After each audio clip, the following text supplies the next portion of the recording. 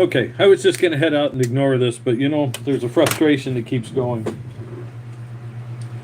Hang on a second here.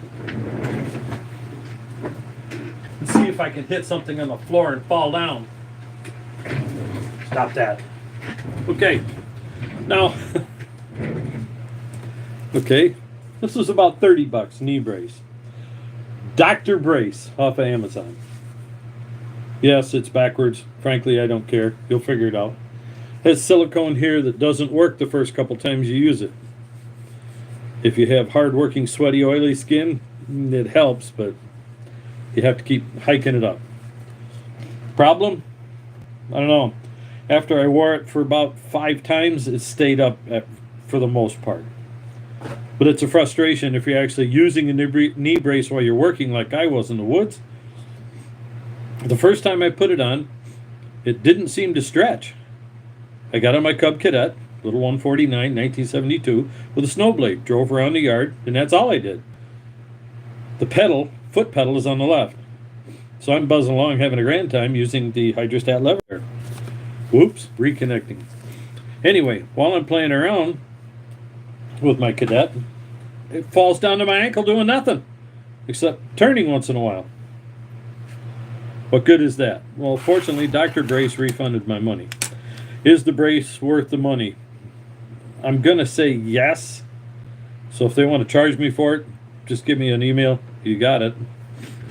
But they refunded the money, and I'll sit here and brag about it because it works as well as this. This is by a company called Breg. Breg is out of Germany. This was $800, supposedly. That's what they supposedly charge insurance. They were going to charge me $600 without even... Oh boy, I'm back live again. This thing keeps popping on and off, but it says I'm 2 minutes, 20 seconds. So if this live is interrupted, otherwise I'm still back on the medical side of incompetence. So... they tell me I have to be measured so it can be built to fit. That's what I was told by Endless Mountain Brace and Mobility. No. It's in a dang box. On the shelf.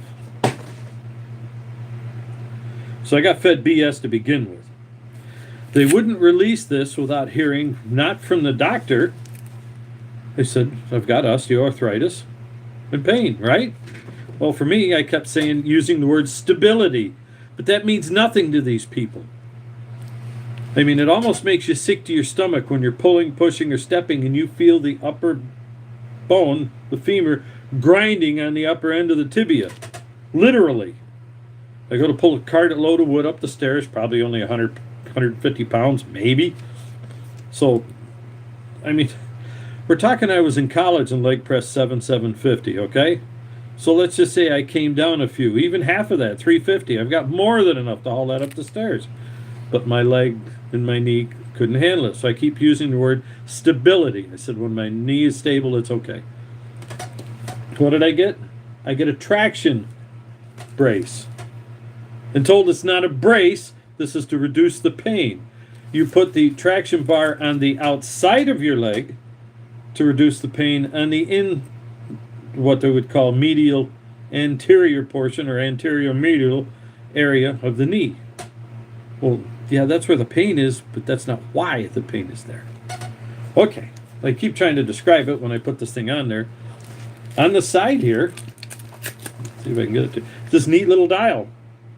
If you put everything on properly and you start turning this dial here, a number goes up from 0 to 10. What's it do? It expands the bars that are in there, and there's two, big old hunk of metal there and a big old hunk of metal there. It's attached in the middle. It's supposed to bend here, right? She puts this thing on, and it doesn't fit right. I gave him the measurements. The lower end fits good. The upper end, in other words, they picked it one size down because my lower and upper leg, as I've looked on Amazon, they don't match the way the charts match. If your femur is this, then it means your calf is this, or your thigh is this, your calf is this. It's fine. No, mine are mismatched. can't get it over the thigh properly. She worked 5 times each time we took it off and put it back on to get the thing latched. I'm glad insurance paid for it because I doubt I'm going to wear it very often. That is a disaster and bizarre. Anyway, now I got this other one that I was showing you, the first one. All it has is 2 plastic straps on either side. It helps hold the knee in place, except under extreme conditions. That's probably what I'm going to end up with. I just got another one here now that I'm trying with a hinge. Well, the hinge in that one doesn't flex, and I told the lady that put it on for me, doctor, podiatrist, I don't know why, but they picked a podiatrist, its office is closer. And I kept telling him, it's not like this is a real problem, you know. I can go to Sayre in Athens, Pennsylvania, or I can go to Troy, Pennsylvania. I don't care. I'm retired. It doesn't bother me that much, okay? I might pay $20 more for gas, yes. But I'd rather do that than fumble around with the wrong stuff on my knee, okay? But I got the wrong stuff on my knee. Closer. So I'm trying this other brace with the knee joints and little metal bars and the Velcro and all of this, and we'll see how it goes. But so far it's so uncomfortable, I'm not sure I'm going to have it long. In fact, the other one, I got out there, I got in the car with it, drove someplace else, we stopped, and I took it off. Why? Because it was more painful elsewhere, because it didn't fit properly. I should have put it back in the box and sent it to him. Said, wrong one. And it wouldn't have made any difference whether I measured or they measured. I followed their instructions. You know what would have been funny? Guarantee you they had them on the shelf. Print the instructions off and send them to me. Email. No. Incompetence screws things up. So let's just say their $800 is accurate on this thing, which it isn't. I can find one of these that's for the left leg and one size down for $130 on eBay. But they're going to charge my insurance company somewhere between $600 and $800. Please. Is that the cost to get it off the shelf, put it in a box, and mail it to somebody? $800? What a bunch of incompetent boobs down there. Now, worse yet is they wouldn't accept any information there from my doctor. They had to have it from the surgeon. And I said, well, you're not going to get it from the surgeon. I said, why not? Because I saw the PA on intake, physician's assistant. I didn't see the surgeon. Why didn't you see the surgeon? I don't know. Well, what did he say? He says, oh, yeah, you got it bad. You need a knee. You're not getting a knee. You have to lose 30 pounds in 3 months or you'll never get a knee. Insurance won't cover it. It's like, I need a healthcare professional advocate. I don't need an insurance advocate. Little incompetent boob. But that's what I got. So he gives me the cortisone shot, which I end up taking 3 weeks off in a month, basically, by the time we get through fumbling around. So now I'm down to 2 months that he wants me to lose 30 in. Problem? Well, I said I got to lose it. I got to work it. So now my knee's great. Let's go work it. Well, it hasn't happened in years because my knee has been a limiting factor, is my back and my hernia mesh. I got the mesh to a certain point of work level where I can work and it doesn't hurt. But this will aggravate my innards sometimes horrendously. Well, I took my back out and got this to burn too. Well, that took another 2 weeks recovery. So now I'm what? 5 to 6 weeks. I'm out. Out of how many? 12. So what have I got left? Nothing, because now I'm out 5 to 6 weeks in pain. I have to recover to the end of the second month. And what have I got left? I tried to explain this to the stupid little incompetent boob over at UHS Orthopedic, the little physician's assistant, but he kept getting wound up and wound up and wound up more and more. You've got to do this. I don't know. You're going to have to fast. Everything he told me, between shots, drugs, anything other than exercise, not even diet, fasting completely, not just for a week. Says you may have to fast. I don't know. You've got to lose the weight or it's not going to happen because you've got therapy and therapy is very painful. And I said, duh. Just like that. No kidding. Really? What do you think this is? If it wasn't painful, I wouldn't be here. Well, yeah, but you don't understand. Debbie laughs. Like, yeah, I think we both understand. Couldn't get it through his thick little skull. Oh, no. He's smarter than we are. Get down here to the podiatrist to put on the, I don't know what you call it, the pain reduction brace, because it was not a stability. She warned me of that. This isn't for stability. This is for pain reduction. I said I've been using the word stability an awful long time here. So when I'm in the woods, I don't need pain reduction because if my knee is stable, I don't have that much pain. Well, that's not what this is for. Then she argued with me installing it. It hurts. No, it doesn't. What? I've got too much pressure here. No, you don't. Why are you walking? I said to come back in. Does this thing bend? Yes, it bends. Why'd you walk stiff-legged? Because it doesn't bend. Well, maybe it's put on wrong or you're just plain not. So what? I got to force it? All right, I can force it, but this knee. Oh, no, we got it on wrong. It's not lined up right. Let's start all over again. Put it on so I could bend it, but it's a constrictor. And it pulls the joint apart, so there's not so much pressure on it. I can do that with a cane!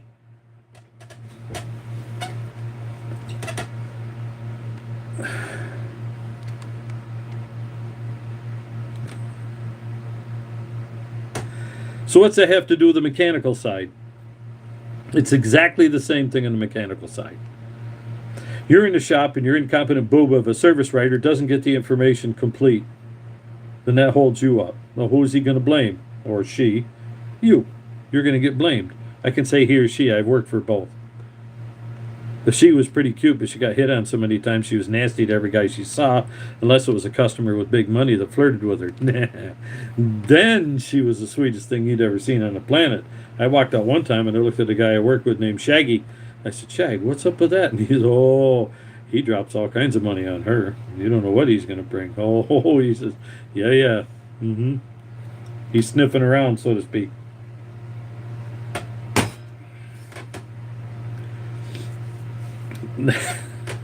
So I've been under both, but she could do fine. She was actually smarter than some of the people otherwise that were in the building, including supposed technicians. Anyway, they have to get certain things right, and just as the same thing with the medical side. You need to know what you're working on, because I kept getting told it was my left knee or my hip, not the right knee. I mean, we're talking all the way along the line. There's only two places that knew it was my right knee. My original doc's office, which apparently gave out the wrong information, and the x-ray UHS. They screwed it up in the place where I saw the PA who was working on my right knee and gave me this shot in the right knee. So apparently somewhere in between, somebody did something with the charts. Incompetence, okay? And they kept saying, well, you've got a lot of pain. I said, yeah, I do, but instability is the worst. Well, you wouldn't be here if it didn't hurt. No, I wouldn't be here if it didn't hurt. But let me tell you, when you're trying to lift something and you feel your knee grinding like this and moving around, and you're strong enough to lift but not strong enough to hold it there, I said, let me tell you, that'll make you sick. And then the pain comes because it causes inflammation grinding around. Well, yeah, when you don't have any cartilage in there, that's what happens. What your x-ray said. Bone on bone. Well, same thing when you're out there with the mechanical side. You get the description of the machine wrong. You get the how can you say it, the original complaint wrong. You've screwed up the whole job. Why? Because every single person in 45 plus years, because I have to go back being a customer when I was a teenager because my mother couldn't describe anything to anybody. And let me tell you, the service writers were a little perturbed when she couldn't describe what was going on. In some cases, they just blew her off and made something up and let the mechanic take care of it. And he's chasing around all day long trying to find the wrong diagnosis. And that's when I was a teenager. I had to walk in there and describe some of what was going on. And in one case, it was nothing. They didn't even charge us. It was a misunderstanding of how the car was put together. And Ford had to change how they put the car together because I wasn't the only one. That shop had been clipped for putting a part in that did something like my knee under certain conditions and was built to do that. But no other car on the planet did. So your description has to be more precise that you can get it. So when you're in there behind the phone, hello, hey, this is Joe down here. My excavator just crapped a Canorgly. Well, that's pretty good. You got pictures? Stay on point here. Well, I thought I was because I don't know how an excavator can crap a canorgly, but do tell. He said, well, he tell me he ain't got no power. Well, great. Is that engine or machine? It's all the same thing. Well, yes and no. Said if your engine's weak, the machine's weak. However, your engine can run fine and the rest of the machine be weak due to the hydraulics. And I said, my guy kind of needs to know to see what equipment he has to bring. I don't know. I might have to go ask that dang operator. He just told me he ain't got no power. Okay. Well, if you can do that, it'll help. But right now, for the moment, I'll write down no power. I just need to know no power engine running smooth, or no power engine running crappy. Hey, I can ask that pretty darn easy. I'll get back to you. Hey, Jethro! What's it doing? Engine run like crap? Oh, yeah. He said that there's 6 cylinders running like a dog with 3.5 legs. Cool. That'll help my guy out in the shop. Well, that's good. Y'all know what to bring now? Nope, but we're a lot closer. Thank you much. I'm going to write down the information we have here. What machine do you have? I don't rightly know. Well, it's kind of help because we don't know what filters to bring because some are this big, some are this big. Can't see that on the phone though, can you? Nope. Hey, Henry! What is that thing? PC what? PC 160. Well, that means it's a dash 8 or better. Dash? Yeah, there's a long... Well, the side of it just said... Yep, and there's a tag on there. Henry! They'd be dash number on tag on that thing? Yeah, look down there on the doggone cat. Yeah, okay. You want PC 160 dash... No, only an 8. Oh, shoot! He looked daggum tag. It says PC 170-10. Woo! Man, there's a different engine in those two. Engine set up different too. Different filters. Whoa! Different computer programming. Oh! Yeah. Different updates. Oh! Yeah. Has that got a warning light going off in there? Oh yeah, it's got all kinds of alarms. I can hear from here. Okay. I think we've got a good beat on that one. Do you now? Yep. We'll bring up some filters and see if you need a regular service. Well, I'm just saying it don't. Yeah, but if it's been a while, regular service, we might be able to set you up for your machine to tell you. Because if yours isn't one of our regular machines, we can set your monitor up to tell you when it needs service. And generally what service it does need. Really now? Yep. If you want to get fancy, we can set that thing up so your machine talks to your computer in the office there. And if you allow us access, it'll tell us down here at this office, and we can set you up with a regular service that might prevent some of this. Whoa! I don't want to pay for that. Well, that's okay. You don't have to pay for it, but it can email to you, and that might cost a little bit less, but it'll send you an email and let you know that it needs service. And the other one is, somebody's mucking around with the machine, you go on your computer, you can find it. I said, you got to pay money for that. The only difference is adding us onto the list so that we can call you and let you know we found this. So in other words, if you miss your machine, we might catch it here. Whoa! I got a couple of them machines. I don't know if I'm going to pay that bill or not. So, well, I think the bill is only one pay, and you can put all 3 machines on there. Put quite a few on there. Your service manual's on there too, and your parts. Owner's manual. So in other words, the guys can be out there on their phone, and if they got a question, they can call up the owner's manual. Shoot, that might be dead burn good. I ain't paying for it though. Well, let's get through this repair. I'm just letting you know some of the things we can do. Well, that'd be good. I don't know about the money though. If you're a small operator, it's a lot of money. So it's something to think about though. Because if you're a small operator, you can't afford to lose your machine. And that one-time GPS tracker might save you something.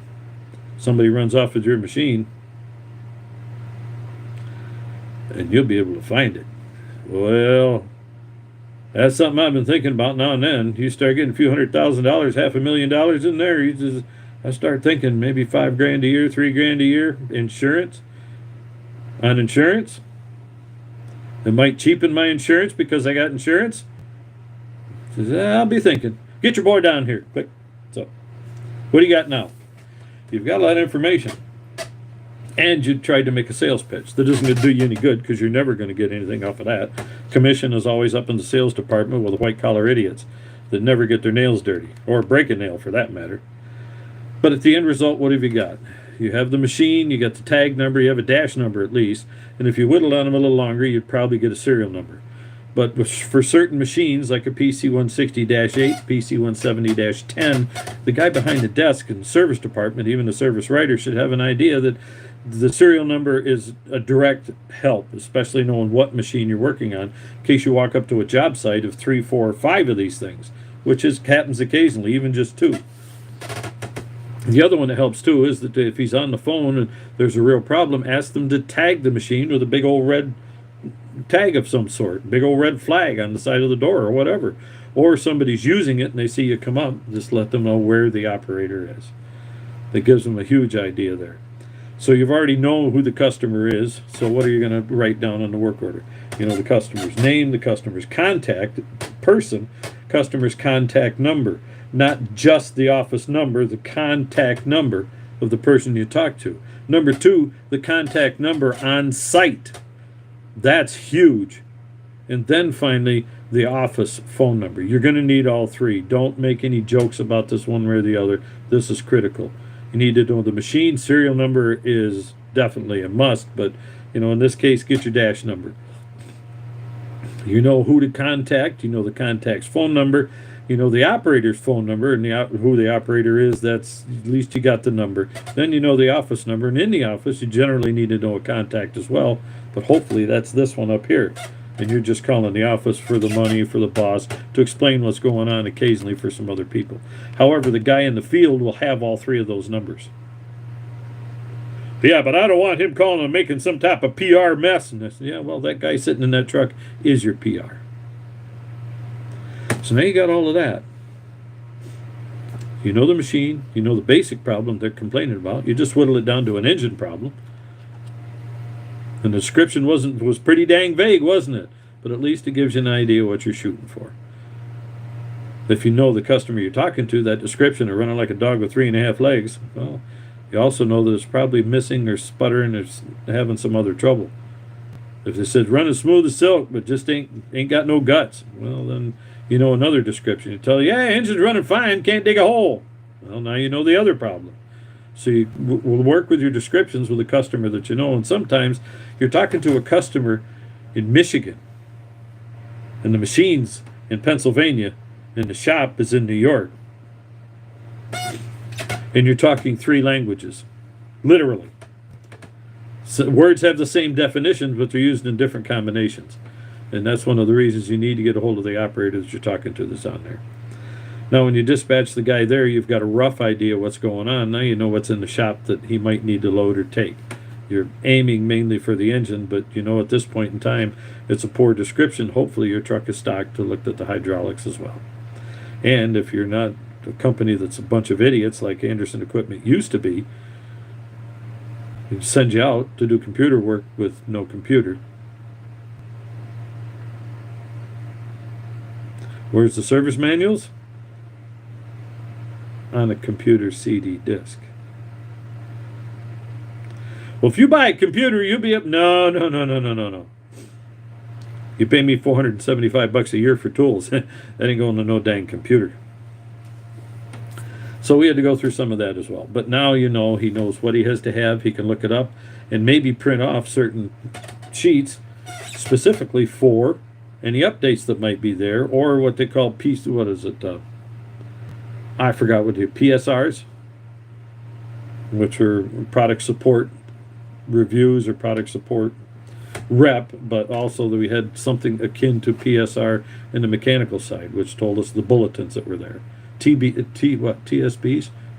Technical Service Bulletin, TSBs. So they would be important. You know, you might have to look that up knowing on the machine and the serial numbers that are there. But the thing is, you need your service writer or service manager to be looking these things up. The other part is that information needs to be passed on from the office directly to the parts room, and then go out and talk to your service guy. We've got filters coming up for complete service and oils if you need to do a complete service on this machine while you're there, or sell the complete service. But other than that, here's what the symptoms are. Here's what you might need, and what we have here. If you need to get anything else in there, let us know. We'll see if we can put it off till tomorrow. But usually you're going to end up a day away. And sometimes in an emergency situation, you're just going to jump in the truck and go to find out even if you do need filters at all. Because they usually don't want to wait for much. And some of your trucks do have things like fuel and air filters on board, but usually just fuel filters. Not much else, because that's the majority of the problems. You're going to have your units to go testing your DEF fluid. You need that 32.5% DEF, but 31.5 to 33.5 is going to survive. But anything out of that range is going to cause a trigger. In fact, in some cases, even 31.5 is going to cause a trigger. So you need to know those things with the TSB, Technical Service Bulletins, as well. So, and you say, well, you're going to have it on your computer. Why? Well, you don't want to be calling up both your parts, your service, your owner's manual, and your technical service bulletins all on one computer screen. Capiche? I use my phone. Yeah, if you're under 40, that might work. But I know some guys in their 30s that said, I'm having awful eye trouble already. Yeah, that's our type of work. It can cause certain problems while you're out there. So your competence in the office is critical to get the job started. The other one is when you're going into the field, you're going to ask these questions if you don't see them on the work order. And when you're there, before you even leave, now, what you've done in the 7 steps of troubleshooting is something beyond Dave's Automotive's four C's. The complaint, the cause, the correction, the confirmation.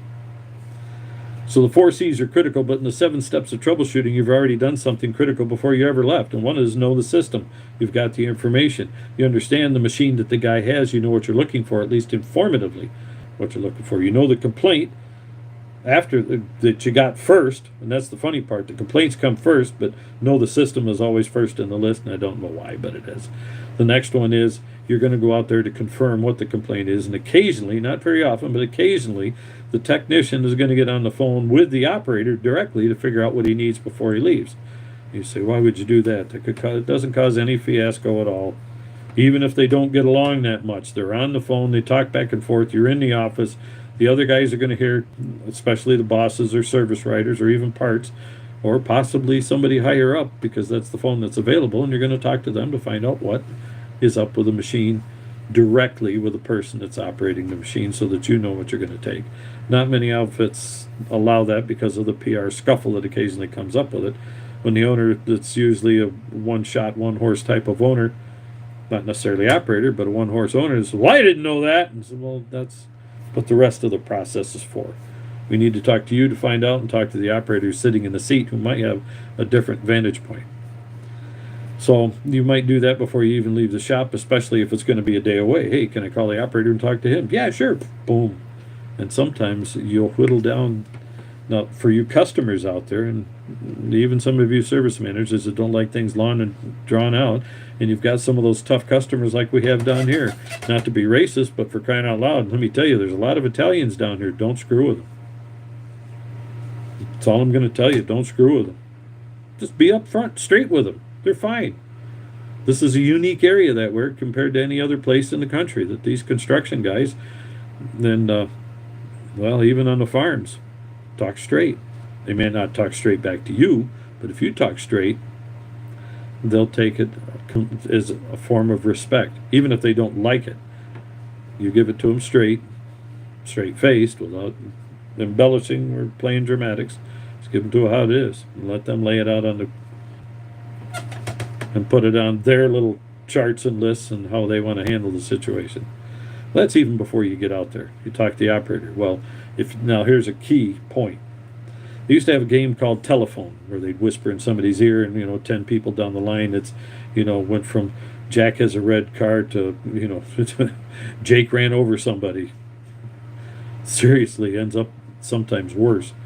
And the idea here is, especially for the technician on the bottom of the whole food chain and the operator in there, that they've talked back and forth, and they've talked with the service manager, service writer, as well as the company owner that's there. And if you're fortunate, sometimes the company owner is the operator.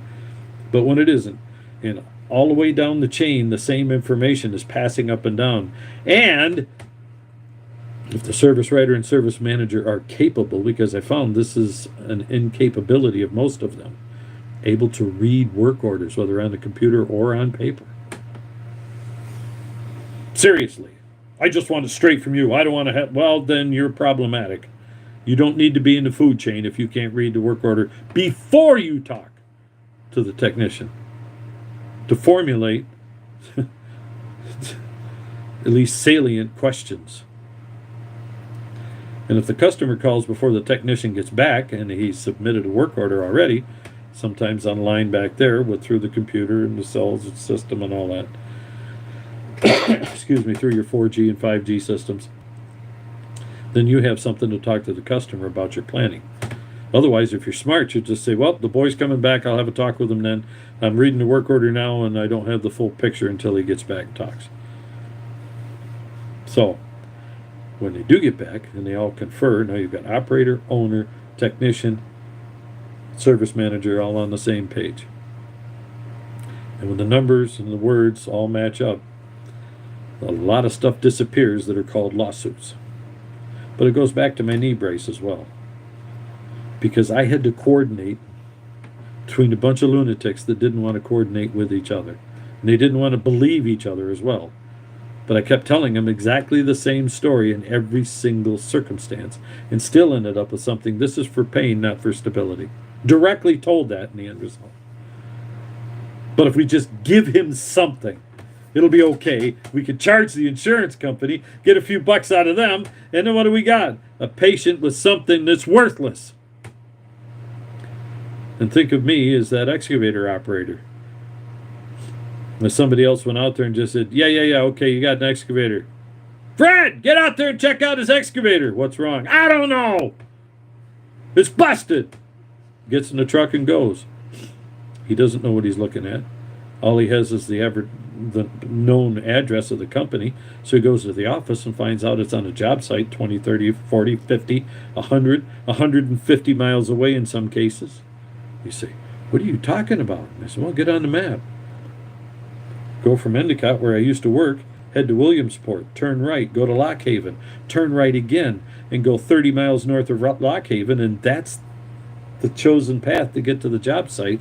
We get to the job site, and we can be anywhere between 1 and 5 miles off-road and never see another road because it does one of these. And occasionally, I've been in a circumstance where I drove 5 miles and crossed 3 roads in between.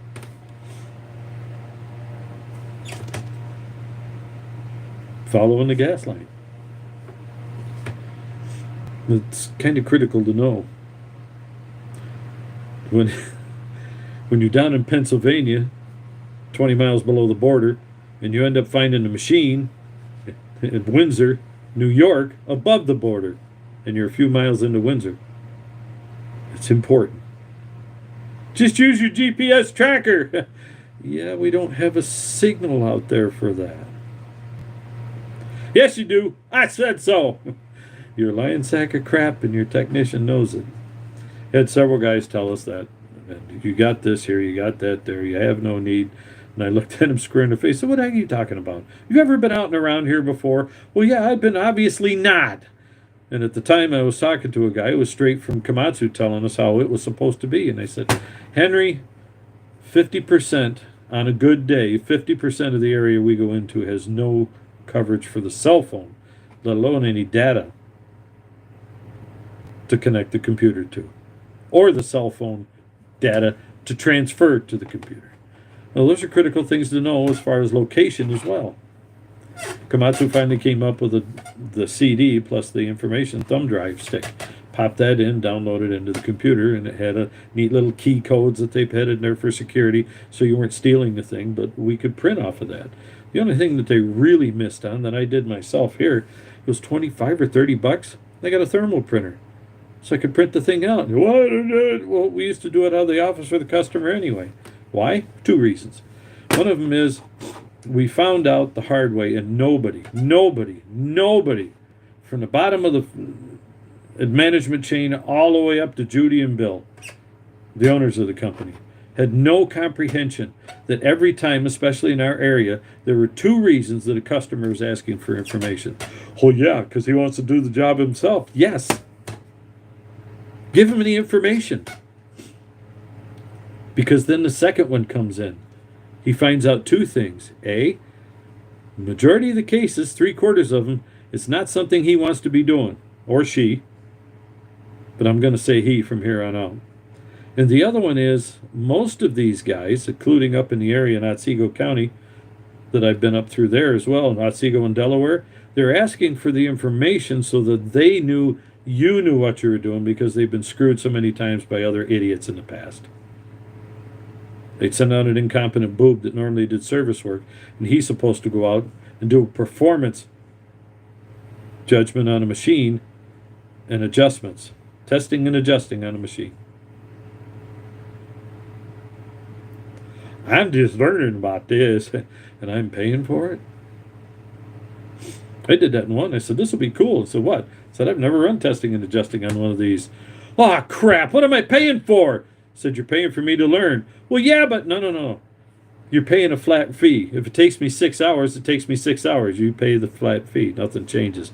Really? So in other words, I can go over this with a fine-tooth comb and learn everything I want to learn about your machine, and you ain't going to pay any more. Oh, I like that. They get on their machine and run. You go back and tell them, what took you so long? Oh, I had some problems trying to figure some of the stuff out. Just didn't work quite right. Yeah, but 6 hours? Well, the customer kind of held me up. We had to talk for a while. Sounded like it. Yeah, we had a long talk. He said, you didn't know what you were doing. I said, sure I did. Just told him I hadn't done it on this machine before, and I was going to learn how his machine operated. And he was very happy. He didn't have to pay for it all. But he called back next time for the next piece of service work. There's a lot of PR that gets missed in the management of most of these companies because they're doing this efficiency thing. And the stupid thing about the efficiency, and the first things that it hit on, was keys and key fobs. Don't be cheap. Now, if you're a little operator like me that's retired and all you do is fix things once in a while, even there, hand out some business cards, for crying out loud. But if you're a large company, keys and key fobs are cheap. Well, and everybody has a universal key and key fob. Well, they're buying them anyway. Well, let them buy them. I said, well, why not pass them around here and there? Stickers. You cannot believe, working in the gas field, if you came out to work on their machine and left some stickers behind, even service stickers with your name and number on it so they know who to call when the bosses were too busy and they couldn't get a hold of them. Excuse me.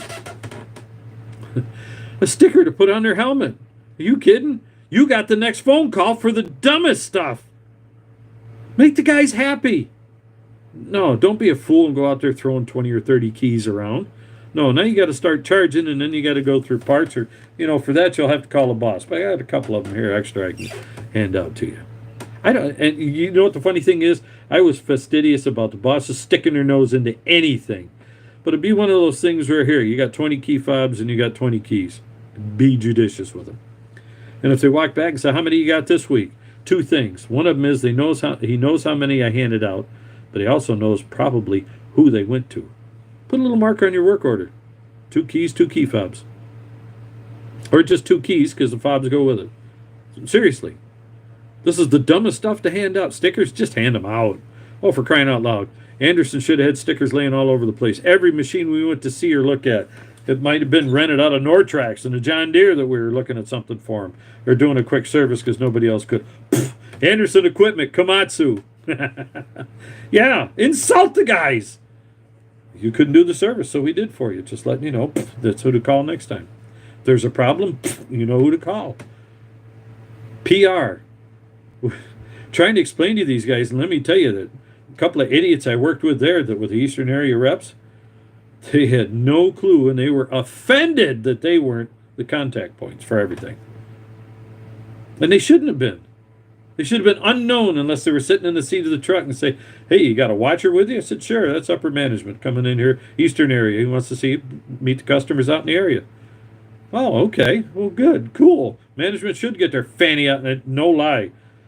To a man and the customers, management should get out in the field. They want to meet management, not just local management, the next step up. They want to know who's in the system. You know why management doesn't do that? Perfect example. Guy took on a new position, Eastern Area Manager, way back now. When did I start working? 2004. Everything went through a changeover. I'm going to guesstimate what was after one of the major floods, probably around 2010, 2012, somewhere in there was a major shakeup. Just a guesstimate. And one guy got moved from our area and another one came in. Then he walked in the door and started insulting his first day. Then he came back later because I keep hearing about this hammer and we're going to get to the bottom of this. I want this hammer fixed. This is the one from so-and-so, isn't it? Yeah, that's from so-and-so. But I've already talked to the manager here and we've got it figured. You don't have anything figured out. We've had to do this thing 3 times in the last 2 years. I said, yep. And then in the next 2 years, we'll probably do it 3 to 5. We're not going to continue to do this. That's like garbage work and incompetent. The customer's standing there. The customer's the service manager guy. And he looks at me and said, who in the world is it? Right out loud. Who in the world does this guy think he is? Well, meet our new Eastern Area Manager, Jerry Skiff. And the guy said, yeah? What does he think he knows? I'm an engineer. You're a technician with experience. He's not. Kept my mouth shut, smiled, and kind of motioned, said, there you go, guys. What was the end result? The machine should have been retired between 5 and 10 years prior. It got worn out the first few years of its service life. It needed to be machined. The problem of it was the machining we were going to do could change some of the specs of it.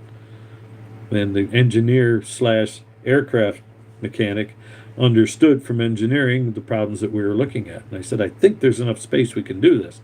He says, who's going to want a machine tool steel? And who's going to want to pay for it? I said, I don't know. You're talking $100,000 hammer here to replace it. And he says, yeah, that's why we keep rebuilding it. It's a lot cheaper to rebuild it 3-4 times a year than buy another hammer. Well, we're going to stop that. We're going to... Excuse me. And the manager says, we've been trying to junk this hammer for the last 3 years. We know the problem. And again, manager shot his mouth off again. Well, we're going to stop this right now. This isn't going to... He says, did you hear a word I said? We know what the problem is. There's only one way to fix it, and the best way is to replace it. We understand this. Well, I want to be sure that... Well, you can be sure all you want. The machine's worn out. Well, then he's mad at me. And he's mad at the customer and starts snapping at the customer. I want to be sure you got the right story because these guys don't have all these... These guys know the customer. They know exactly what they're doing.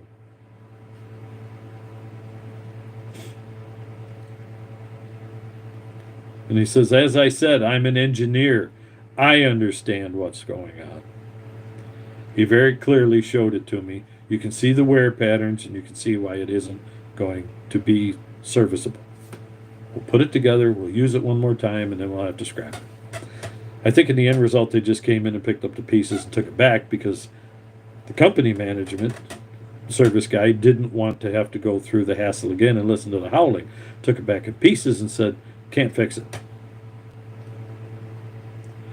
And years later, I ended up working for that company, and there it laid in a pile, and they wanted it fixed to work again. Almost 10 years later.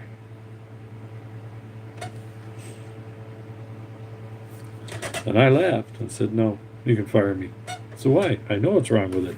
You won't fix it. It'll fail, and you'll howl, because it'll be on the job site spewing oil. And I said, no.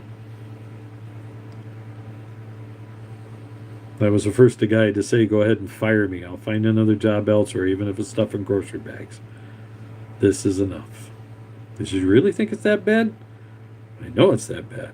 It's been laying around here out in the weather. I said, it'll take me a month to even clean it up to see if it's possible again. But if that piston is etched in any manner whatsoever, nope. Well, it's scratched up and scored before, then we're done. So that's how bad things can get when you don't get the proper communication levels and people don't listen, and there's incompetence in the chain. That's how bad it can be. And when you have manager up the level that wants to stick their nose into the local level, as that one and his replacement both did, and as well as the following local service manager idiot, who they gave branch manager title to, had been cutting 2x4s for 10 years and would start arguing with the customers about technical stuff he knew nothing about, and we were going into the field listening to complaints. He's ordering us how to fix something, and we already know it's the wrong information, and we haven't even looked at the book. We had trouble after trouble after trouble after trouble like that. Incompetence gets you into more trouble than anything else that can happen, let alone before you even get to the technician that's in the truck that you sent out there on the road. And if you haven't equipped him properly, it doesn't matter his competence level, he won't be able to do the job. Exactly like this.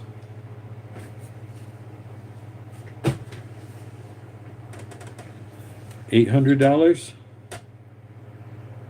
$35 to $40. This does the job better than that. Why? Because this one does what was explained. What was explained for that one, it wouldn't do, but they didn't care. They made a sale.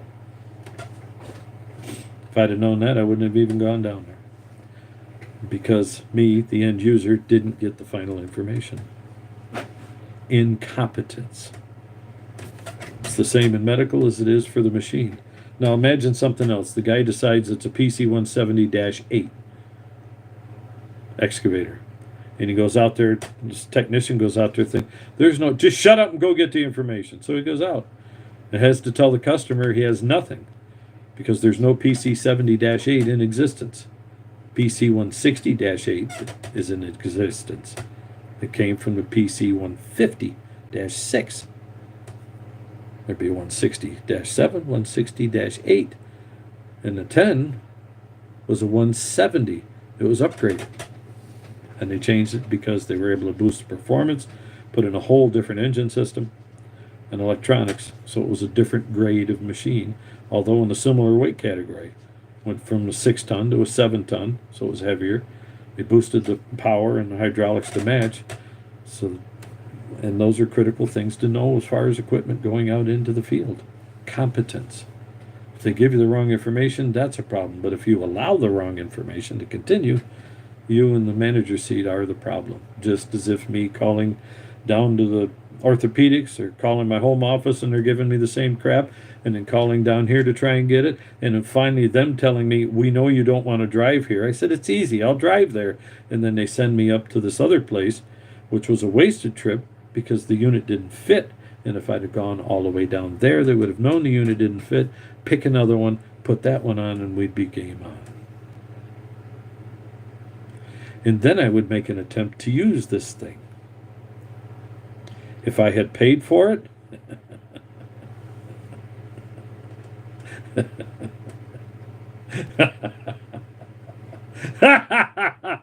I would have driven to Troy, and I'd have had my 6-pound short-handled sledge and taken the hinges off their front doors. So anyway, this is some of the things that keep you folks. I've been on here for long enough, babbling away, but hopefully somebody will get something out of this about the comparison that's needed in customer service, but also communication within the system. Let's go back and review some of this at first. You've got the phone call that's coming in with a complaint that's going to be in specific, because usually it's somebody in the office. If you're fortunate, it's somebody that's working on the service side of things, or at least an engineer on site. But if you're not, you're going to hear the guy in the office representing the company. But when you do get that, what are your first things you're going to start asking him? Hello, identify the company that's going there. And number 2, the location of the company that's there. Number 3, the location of the job site that's there. Okay? And while you're doing this, you've got the company, where it's located, which also means the phone number and the contact information. Job site, contact information as well. Operator that's in the machine and contact information. Now get to the machine and the serial number. Dates of manufacture will come with either the dash number or... So don't ever, on mechanical stuff, don't ever ask what year. If you're in cars and trucks and such, sometimes tractors, but even there, anything off-road, asking for the year is an insult. Trust me, there's too much used stuff out there. Don't bother. Get the model and serial number. If you can't get that, see if somebody will actually relay the information from a photo or whatever else on the job site to you. But that's the other reason you have these things. Okay, the machine, the office, management, operator, site management, operator, and then you can get down to the machine and its specifics. And now you're at the point where you're starting to ask, so what's your machine doing? We know it's such and such, but what's it doing? Well, I wanted to give you that information. Yeah, you can give me that information first, but that doesn't mean anything until I know what it's on. Troubleshooting. Know the system. Know the machine. Know what it is. I got me a Ford out here pulling something. Ford what? Two-wheel drive, four-wheel drive, all-wheel drive, tractor, push me, pull you,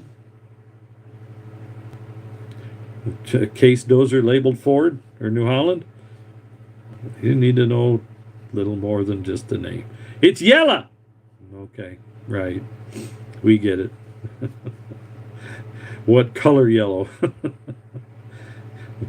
Don't think that's funny. We had a PC-160, brought it in the shop one time, and it had PC-160-7, and it had 3 hues of yellow on it.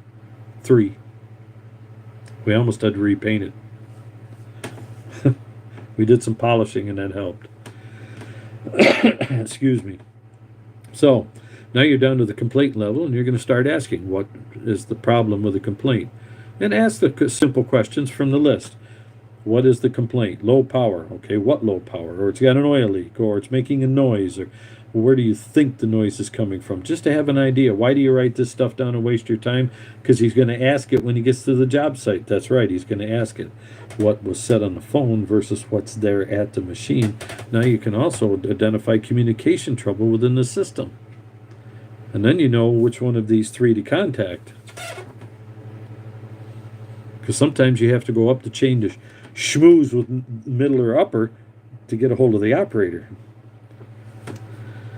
And it can be a little sketchy sometimes. So now you know the machine, you know the basic complaint, and then start asking a few little details. When did it start? Was it the beginning of the day, the beginning of the job day? Was it middle of the day, end of the day, after lunch, before lunch? Was there a break and you came back and it was gone? Ask just a few silly little questions, and they said, well, what in the world do you want to know all that for? You can find that out when you get there. I said, yeah, but if we know now, then my technician, if you guys are busy and not on site due to some brick stoppage or whatever, then there's a lot of questions we don't have to ask. Just a few simple little things to get an idea of what's going on. I said, if it's digging great otherwise, but starts making a funny noise at a particular time, that's important and critical for us to know. And there may be a different operator when we get there. Possible? Well, yeah. There's another one. So, and then last but not least, get the actual location, and if there is GPS on the machine, get the GPS so that you can tag the machine, the technician can himself, because it might be on a job site, and a job site might be on a pipeline. You may go down looking for the thing in Montrose, Pennsylvania, and find it in Susquehanna. Yeah. Or as I did one time, the machine was in the Beaverkill River, laying rocks. Woo! There was no address.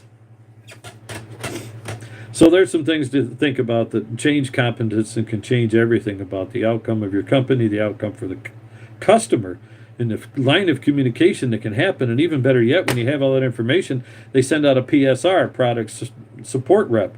And when they send him out, and he is the backup guy that's on the back side of it, to go out there and talk to the customer himself afterwards.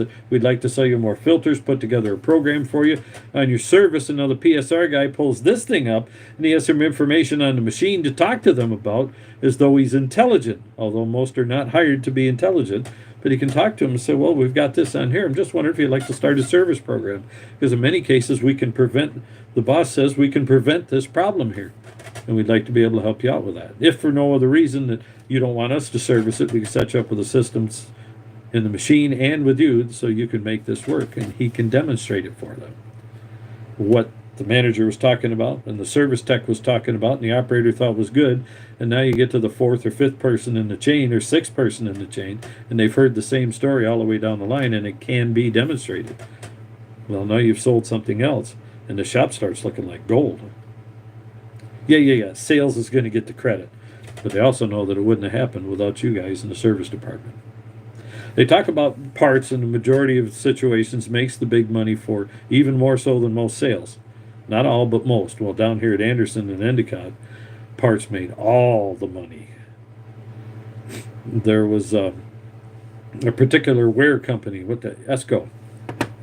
They sold so much Esco out of 20 branches. We were like number 2. The only one that sold more than us in 1 year, this little branch down here, sold more ware items than the main office did. And we got dinged for it. Yeah, you don't show them up. They were actually angry that we were making that kind of money for them. So parts is the general draw, but the other side of it was when we serviced their machines, the majority of those guys, he said, "Are you kidding?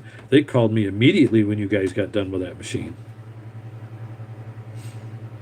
So you may not get credit for it, but there again, you'll get credit otherwise within your local branch and the people you work with. They won't even like you, and they'll get along with you just fine. That's critical too. Can you get along with everybody? Heck no!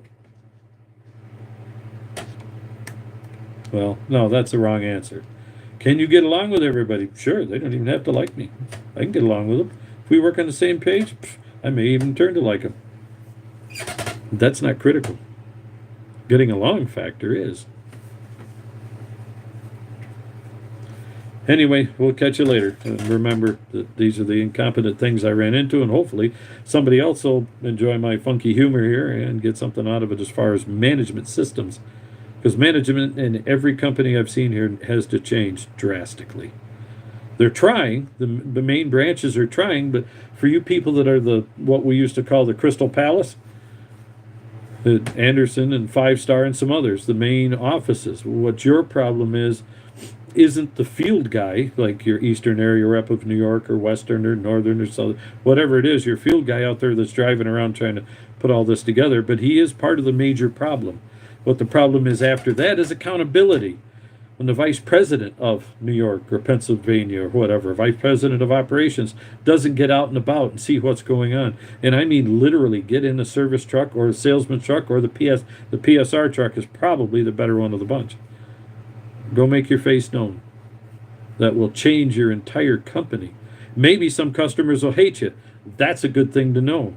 But it's also good to know that we don't even like you, but we like your guys, and that was the thing we had down here. They like no one in management above our branch, anywhere, in any part of the system. The problem we had at 5-Star when I was there years ago was no one liked anybody in management local, and there was only a couple there. The rental girl, oh man, she got high marks, cutest thing you ever saw, but at the same time, there were some corporate people there. And it would have been better if they were out front than the people they hired to be out front in some cases. So that can make a difference. But still, the Crystal Palace of each company needs to be the one that just every so often, that service rep guy, go take a vacation. I'm going down this week. What do you mean? I'd like to see what's going on. And you might get some information. Then sometime go with that local area guy. Drive around and find out. Get your fanny out of the Crystal Palace. I don't have time for that crap. Make time. I'm telling you from what I've seen in 45 years, it's critical that you get out of your Crystal Palace and find out what's going on in each of the... And I mean, when you get there, spend a day or two. Full day. But you're better off spending several full days. Hang out in parts. That's right. 3 or 4 days at some point in time or another, even if it's in a month. You pick a month, I'm going to this branch. And this week, I'm going to go with a PSR rep this day. Maybe 2 days if you can stay over. Or if you're close enough, drive there. Then the next one, get out there with some of the service guys, the road guys. Maybe one's the tech and the other one is the service guy. You're not going to want to go with us very often. But there are times that you'll be going to a company's main place to work on something. Go take that trip. Hang out with a service manager during the day and say, hey, look, you're behind on everything. Let me see if I can work on some of this stuff for you. Don't just sit there playing overseer. Actually sit there and be involved. See what's going on. Find out when you get to the trucks and they say, I'm sorry, we just don't have this tool. What do you mean? Order it in. I can order it in, but this is emergency. We don't have it.